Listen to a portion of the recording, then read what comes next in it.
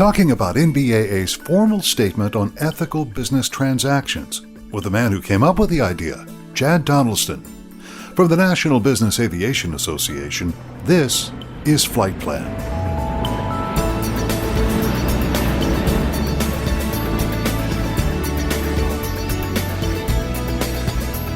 I'm Pete Combs with your trusted source for business aviation news. You know you're an ethical aviation business professional, but how do you get that word out to the people with whom you work? It's a critical element that ensures your success in this industry, or any other for that matter. I'm talking with Jad Donaldson, the outgoing chairman of the NBAA Business Aviation Management Committee. He's considered the principal architect of NBAA's Ethical Business Aviation Transaction Statement. Jad, thanks a lot for being with us here on NBAA's Flight Plan. What made you and the Business Aviation Management Committee come up with this statement? Well, it started in the summer of 2017 that we began to see kind of a number of member companies in the association reaching in and asking why the industry and the association more specifically did not have at least some ethical guidance that was written for people doing business within the industry. And it's important to understand that what we created was a transactional ethics statement. And by no means is this a code of conduct. By no means are any member held to this or required to certify that they've read it or followed it or anything. But what it really is designed to do is give guidance to anybody who's doing business within our industry on what the right terms and wrong terms of how that transaction, that financial transaction, should occur. And primarily the reason being that we are concerned, as was brought to our attention by these member companies, that some of the people in our industry that weren't maybe doing as ethical transactions as they could be, could really tarnish our industry. You know, we in this industry live and prosper based on how all of our colleagues in this industry operate their aircraft. We've had numerous incidents occur where business aviation aircraft were pointed out as having a problem and or an accident that has led to all of us going back to school to learn the basics because one group of pilots maybe didn't do the right thing or one operator didn't do the right thing. So my point being is we're measured by the successes and failures of all of our colleagues. And if we don't understand that, then we're missing the big picture of what this is really all about. And while aviation and business aviation is a very large industry and we offer an immense amount of value to this country's GDP and we grow businesses and we help people travel and we make things better, we are also very small. And everybody kind of knows who everybody is and knows that there's good actors and bad actors. So we needed to address that. So bottom line is we wrote a very simple 2-page ethics statement that was signed and adopted by the board of directors at the National Business Aviation Association. And I was only one part of it. Certainly not my idea. This was the idea of member companies. We were supported by numerous companies out there and the association itself and its leadership. And we set forth to establish some basic guidelines. And the premise being that it's plain language and it lays out for anybody who reads it a basic understanding that says, what if my actions, and I'm paraphrasing, will my actions in any transaction cast a shadow of doubt on my organization or my company or my association or my industry if they were on the front page of the national newspaper? Or would it give the indication that I did things in a transparent fashion, in a correct fashion, in an ethical fashion? And that's essentially what the whole genesis of the ethics statement really is. Which is sort of the business aviation version of, would you like your mother to know what you did? Exactly. That's exactly what it is. And the idea isn't that we are going to penalize anybody who does wrong things or there's bad actors out there, but it's more the idea that if we shine light across the entire industry on how things should be done.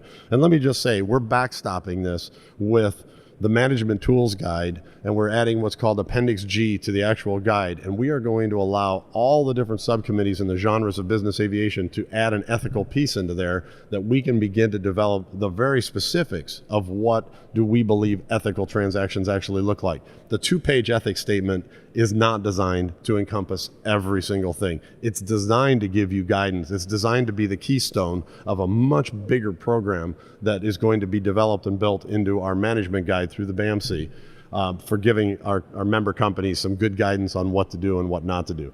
And I would leave you with this. My biggest concern was, we all know that it takes a great amount of capital to operate a business aviation flight department or own an aircraft for a owner-operator or a single operator. We know that the majority of our association is made up of smaller member companies with maybe one, maybe two airplanes. But here's what we need to keep in mind. If we do things in a way that does not happen in a transparent way, meaning both transactions in any sort of, whether this is getting engines updated or we're buying an airplane or we're building a hangar or we're doing anything where the person who's paying the bill doesn't fully see or understand all the moving pieces of the transaction, and that there's a third party possibly getting paid a commission or a payment in some fashion that the person who is writing the check is unaware of, that could be construed as being unethical. And if you do this to an individual who certainly might have the real financial means to penalize the industry, they could make a pretty good case for why we're not doing things the right way within our industry and our association. Now, we believe that this is not rampant. We also believe that this is a pretty small segment that we're seeing this happen, but we also know that it's not in one area. It's across all areas. So I want to be very clear. This is not aircraft brokers and aircraft resellers. This is not maintenance personnel or MRO facilities. This is not management companies. This is not flight departments. This is not charter companies. This is everybody. We have stories of this across the entire industry. So I want to be very clear. I'm not speaking to one area. I'm just saying, in general, we need to do it the correct and right way. What's really amazing, and one of the things that we did is we wrote this in a way that it's open source, meaning NBAA sanctioned a statement for our association. And when we created it, we let it open for any association to adopt in any way they felt they could. And we encouraged them to do so. And since then, GAMA, NATA, and NARA or now IATA, have come up with what their associations feel is the same type of language. And they were more than accepted to use whatever they wanted of that, because we open sourced it. We didn't try to claim we owned it or we were the owners of it, we created it or anything else. So we are very pleased that all other associations have decided to continue to take on an ethical prospect as well and offer some guidance up to their member companies and members also. And so we hope to continue to grow the tools piece of it and continue to share that across our industry in order to make our industry even stronger and certainly make us even more relevant. That's Jad Donaldson, former chairman of the NBAA Business Aviation Management Committee and principal architect of the NBAA Ethical Business Aviation Transaction Statement. It's not a binding document. There are no penalties for not openly adopting this statement.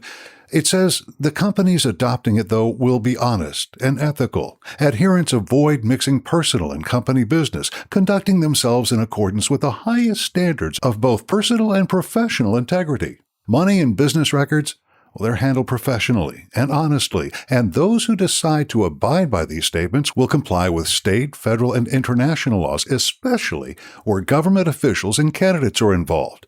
You can find out much more and get a close look at the statement itself at nbaa.org/ethics. And that's the latest from the National Business Aviation Association. Remember, you can subscribe to all Flight Plan podcasts at Apple's iTunes website or download them from nbaa.org. I'm Pete Combs. Thanks for listening to Flight Plan.